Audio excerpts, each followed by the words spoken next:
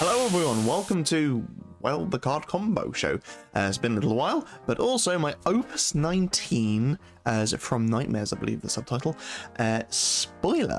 And it's a card that's been done a few times before, but personally this is one of my favorite iterations of it. It's definitely a bit more interesting in the way it operates. Anyway, without further ado, ladies and gentlemen, I give to you Opus 19's Tonberry! It's a 2 CP water monster with the text, when Tonberry enters the field, draw one card, discard one card, until the end of the turn Tonberry also becomes a forward with 2000 power, and when Tonberry deals damage to a forward, break it. You can only use this ability once per turn.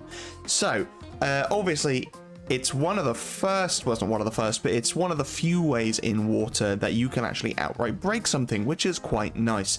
But it's also very easy to kill. So it comes into the field, draws you a card, that's always nice, but we have a few cards that do that already, and you could argue they might do it a bit better than this. But you can make it a forward, but you have to discard, which is a bit of a drawback.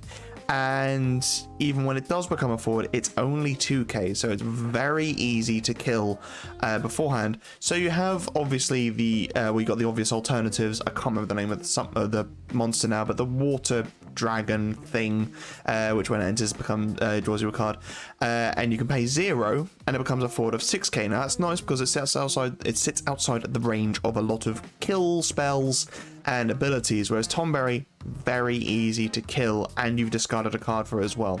So not the best in that regard, but firstly it's got some wonderful artwork from 599, but it's also quite cool to actually just have a nice outright break, and there are ways of keeping it alive and various little tricks that you can do there with it. Anyway, so let's go through it, shall we? Some of the things you can do with the Tonberry.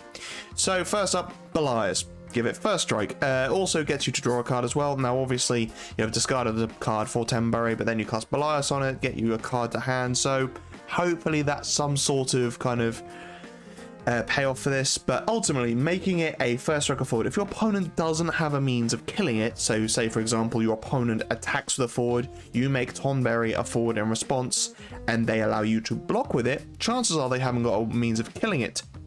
So you then cast Belias on your Tonberry. It now has first strike, so it will kill everything it now blocks.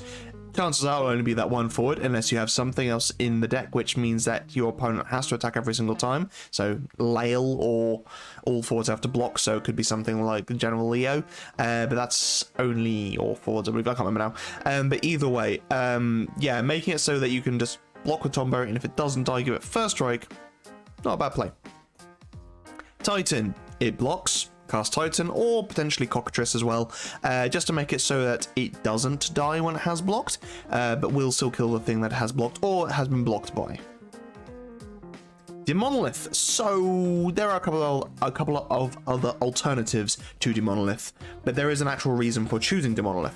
So firstly, it's one-sided, so you choose a forward you control and forward opponent controls, and the forward you control deals damage to your opponent's forward. And Demonolith is one of the few ways of being able to deal that damage one-sided. There is Titan, but that's a 5 CP summon. Now, given the fact that you've had to discard to make Tonberry a forward and then use Demonolith's effect, you have effectively paid 5 CP for that anyway, and you know, the additional 2 CP off the Titan isn't going to make that much of a difference. I guess it's nice to have an additional EX in your deck, but conversely, Demonolith being able to look at your top 2 cards as well is also kind of nice.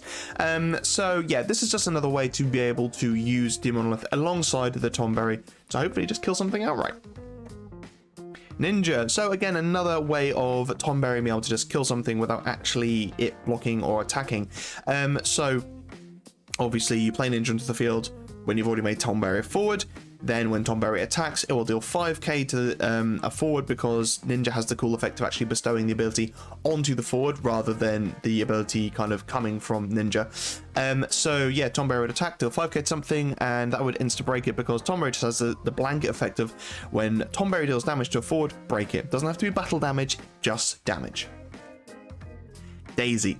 Now, this is a fun one, because if your opponent doesn't have a means of breaking Daisy or Tonberry, Tonberry can just sit there and keep on blocking, keep on attacking, and it doesn't matter if your opponent does block or attack, Daisy's the one that receives the damage. At damage 3, that's even better because she becomes 10k, but obviously you probably want an S in there anyway because your opponent's going to get rid of Daisy pretty quickly if they can.